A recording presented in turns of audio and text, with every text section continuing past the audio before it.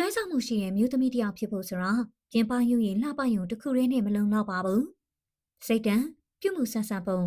ယုံကြည်မှုနဲ့ရင့်ကျက်မှုတို့ပေါင်းစပ်သွားတဲ့အခါမှသာဘယ်သူမှမဆိုသဘောကျလေးစားရတဲ့စွဲမှတ်ဖွယ်စွဲဆောင်မှုဆိုတာဖြစ်တည်လာတာပါ။စွဲဆောင်မှုရှိတဲ့မျိုးသမီးတစ်ယောက်ဖြစ်လာစေဖို့လိုက်နာတဲ့အထူးအချက်9ချက်ကိုဖော်ပြပေးလိုက်ပါတယ်။နံပါတ်1မိမိကိုယ်ကိုယုံကြည်မှုနဲ့တန်ဖိုးထားမှုရှိပါ။ဆွဲဆောင်မှုရှိဆုံးရာဟာကိုယ့်ကိုယ်ယုံကြည်မှုပါမိမိအားသာချက်အားနည်းချက်တွေကိုလက်ခံပြီးကိုယ်ချနောက်ပေါ်ကိုရက်တည်နိုင်စွမ်းရှိတဲ့မျိုးသမီးတွေဟာအလွန်ဆွဲဆောင်မှုရှိပါတယ်မိမိကိုယ်ကိုတန်ဖိုးထားသူဟာသူတစ်ပါး၏တိမှတ်ပြုမှုကိုတဲတန်လိုက်မရှာသလိုကိုယ်မလေးစားတဲ့ဆက်ဆံရေးတွေကိုလည်းပြပြတတညှင်းပယ်နိုင်စွမ်းရှိကြပါတယ်နံပါတ်2ကျင်နာမှုရှိပြီးစာနာနားလည်ပေးပါ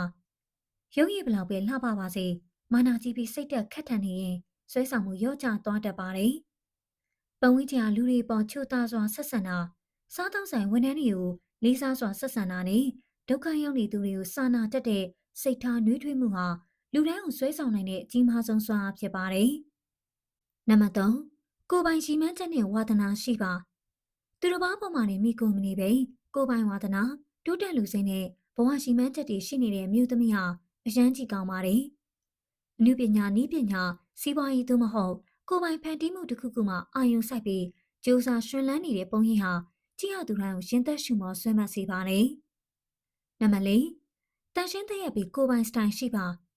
ခေတ်ပေါ်ဖက်ရှင်တိုင်းကိုတင်းလိုက်ဝတ်စရာမလိုပါဘူး။ကိုယ့်ရဲ့ခန္ဓာကိုယ်ပုံစံနဲ့လိုက်ဖက်မဲ့အဝတ်စားကိုတန်တန်ရှင်းရှင်းတက်တက်ရရဝတ်ဆင်တတ်ဖို့လိုပါတယ်။တကူကြီးတန်ရှင်းရေးကိုဂရုစိုက်ပြီးတင်းပြတ်တဲ့မှုရင်းနဲ့လေးထွက်နေအောင်ထိမ့်သိမ့်ခြင်းကတခြားသူတွေကိုဆွဲဆောင်နိုင်စေမယ့်လျှို့ဝှက်ချက်ပါ။နံပါတ်5စကားပြောဆိုခိုင်းနဲ့နားထောင်ပေးနိုင်စွမ်းရှိပါ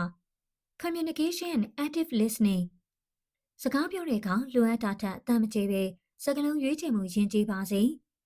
မိမိကြောင့်ပဲကြောလုံးထုတ်ပြောနေတာမျိုးမဟုတ်ပဲတစ်ဖက်လူပြောတာကိုလည်းအလေးထားနားထောင်ပေးနိုင်တဲ့သူဖြစ်အောင်ကျင့်ယူပါ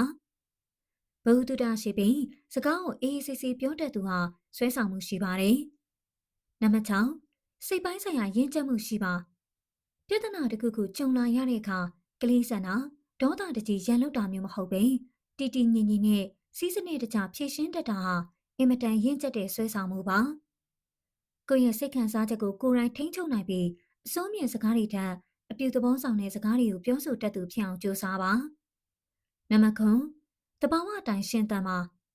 တခြားသူတရားရဲ့ပုံစံကိုတူယူပြီးစတိုင်နဲ့ဝိပုံစားပုံတွေအတူခိုးနေရတဲ့ကိုယ့်ရဲ့ပင်ကိုယ်တဘာဝအတိုင်းပေါ့ပေါ့ပပနဲ့ရိုးသားစွာနေထိုင်တာပုံမူဆွဲဆောင်မှုရှိပါတယ်။အတူရမဟုတ်ပဲကိုယ့်ရဲ့ပင်ကိုယ်စရိုက်အတိုင်းယုံကြည်မှုရှိရှိရှင်သန်နေထိုင်ခြင်းဟာသာကိုယ့်ကိုအတောက်ပဆုံးဖြစ်စေမှာပါ